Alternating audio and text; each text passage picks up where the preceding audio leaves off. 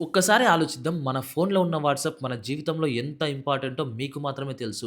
ఉదయం లేచిన వెంటనే గుడ్ మార్నింగ్ మెసేజ్ నుంచి ఆఫీస్ వర్క్ అయినా, గ్రూప్ చాట్స్ అయినా, బ్యాంక్ ఓటీపీలైనా, ఫ్యామిలీ వీడియో కాల్స్ అయినా సరే, బిజినెస్ డీల్స్ అయినా సరే, ఇవన్నీ ఒకే యాప్‌లో జరుగుతున్నాయి. అలాంటి ఒక అప్లికేషన్ ఒకరోజు సడెన్‌గా మనకి ఒక కండిషన్ పెడితే ఎలా ఉంటుంది? మా కొత్త రూల్స్‌ని, మా కొత్త పాలిసీని యాక్సెప్ట్ చేయండి.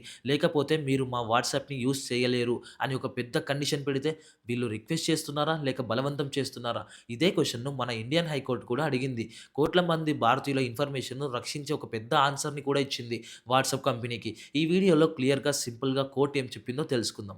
కొన్ని సంవత్సరాల క్రితం వాట్సాప్ ఒక కొత్త ప్రైవసీ పాలసీ తీసుకొచ్చింది. ఆ పాలసీ ప్రకారం మన ఫోన్ నంబర్స్, మన కాంటాక్ట్స్, మన డివైస్ ఇన్ఫర్మేషన్, మనం యూజ్ చేసే యాప్ యూజెస్ అలాంటి డేటాను వాట్సాప్ తన పేరెంట్ కంపెనీ అయిన మెటాతో షేర్ చేస్తామని చెప్పింది. ఇది విన్న తర్వాత చాలామంది భయపడ్డారు. ఎందుకంటే మెటా అంటే ఫేస్‌బుక్, ఇన్‌స్టాగ్రామ్, వాట్సాప్ 3 పెద్ద ప్లాట్‌ఫార్మ్‌లు ఒకే కంపెనీ కింద ఉన్నాయి. అంటే మన chat information, social media information, browsing చేసేవి, గూగుల్‌లో సెర్చ్ చేసేవి అన్నీ ఒకే చోట చేరే అవకాశం ఉంది. క్లారిటీగా చెప్పాలంటే ఇక మన ఫోనే వాళ్ళ చేతిలో ఉన్నట్టు. వాట్సాప్ ఏం చెప్తుందంటే మా కొత్త పాలిసీని యాక్సెప్ట్ చేయండి. ఒకవేళ యాక్సెప్ట్ చేయకపోతే మీకు వాట్సాప్ సేవలు కొన్ని మాత్రమే యూజ్ చేసుకోవచ్చు అని చెప్పింది. ఇది విన్న ప్రజలు ఇలా అనుకున్నారు.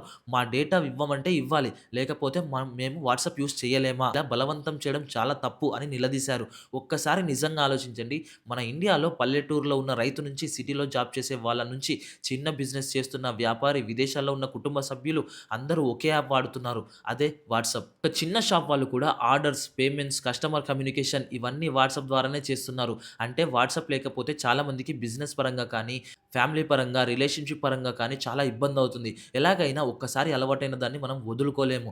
అదే వాళ్ళు టార్గెట్ చేసుకున్నారు. ఇక ఈ కొత్త రూల్స్‌పై లాయర్లు, టెక్ ఎంప్లాయీస్, సామాజిక సంస్థలు కోర్టులో పిటిషన్ వేశారు. వాట్సాప్ ఇండియాలో పనిచేస్తుంది. మన ఇండియన్స్ డేటా సేకరిస్తుంది. కానీ ఆ డేటా విదేశాల్లో స్టోర్ అవుతుంది. ఇప్పుడు క్వెషన్ ఏంటంటే భారతీయుల డేటా విదేశాల్లో ఉంటే మన భారత చట్టాలు ఎలా రక్షిస్తాయి అని మన క్వెషన్. 2017లో మన సుప్రీం కోర్టు ఒక చారిత్రాత్మక తీర్పు ఇచ్చింది. ఆ తీర్పు ప్రకారం ప్రైవసీ అనేది భారత రాజ్యాంగం కింద ఒక ప్రాథమిక హక్కు.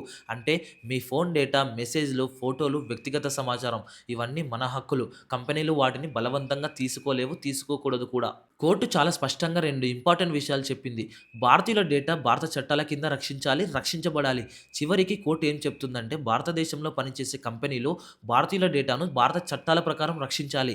అంటే కంపెనీది వేరే దేశమైనా సరే, అప్లికేషన్ వేరే దేశందైనా సరే, భారతీయుల డేటా అంటే భారత చట్టాలు పాటించాలి. అది ఎవరు అయినా సరే. పాటించకపోతే పరిణామాలు వేరేలా ఉంటాయి. లేదా మీ అప్లికేషన్ అయినా, మీ కంపెనీ అయినా మా ఇండియాలో మూసేసుకోండి అని క్లారిటీ ఇచ్చేసింది మన ఇండియన్ హైకోర్ట్. వాట్సాప్ ఏం చెప్పిందంటే పాలసీ అంగీకరించకపోతే యాప్‌ని యూజ్ చేయలేరని చెప్పింది. దీనిపై కోర్టు అభిప్రాయం ఏమిటంటే ఇది రిక్వెస్ట్ అయితే కాదు. ఇది బలవంతం చేయడం వంటిది. ఇది ప్రైవసీ హక్కుకు వ్యతిరేకమని కోర్టు చెప్పింది. Forced consent violates the right to privacy. భారతదేశంలో కోట్ల మంది వాట్సాప్‌ని యూజ్ చేస్తున్నారు. అలాంటప్పుడు కంపెనీ కూడా 2 ఆప్షన్స్ పెట్టాలి. యాక్సెప్ట్ చేయడమా లేక రిజెక్ట్ చేయడమా అంతే. కానీ రిజెక్ట్ చేస్తే యాప్‌ని యూజ్ చేయలేరు అని బలవంతం చేయకూడదు అని మన హైకోర్ట్ క్లారిటీ ఇచ్చింది. డేటా విదేశాల్లో ఉంటే మన భారత చట్టాలు వర్తించకపోవచ్చు. యూజర్‌కు న్యాయం ఆలస్యం కావచ్చు. యూజర్‌కు న్యాయం జరగకపోవచ్చు. కంపెనీ అనేది బాధ్యత తప్పించుకోవచ్చు. ఈ తీర్పు వల్ల యూజర్ డేటాకు విలువ పెరిగింది. ఇకపై బలవంతపు పాలసీలు, ప్రైవసీ డేటా షేరింగ్ ఇలా ఎవరు అడిగినా మనమే వెళ్లి క్వెషన్ చేయొచ్చు. కోర్ట్‌లో కేస్ కూడా వేయొచ్చు. ఈ కేస్ తర్వాత మన ఇండియా డేటా రక్షణ చట్టాలపై దృష్టి పెంచిందనే చెప్పాలి. కంపెనీలని జాగ్రత్తగా ఉండండి అని ఆర్డర్స్ కూడా ఇచ్చింది మన హైకోర్ట్. యూజర్ హక్కులపై అవగాహన పెరిగింది. భవిష్యత్తులో డేటా లోకలైజేషన్ రావచ్చు. భారతదేశంలోనే డేటా స్టోర్ చేయాల్సి రావచ్చు. ప్రైవసీ చట్టాలు మరింత కఠినం కావచ్చు. ఇప్పటి ప్రపంచంలో డేటా అంటే డబ్బుతో సమానం.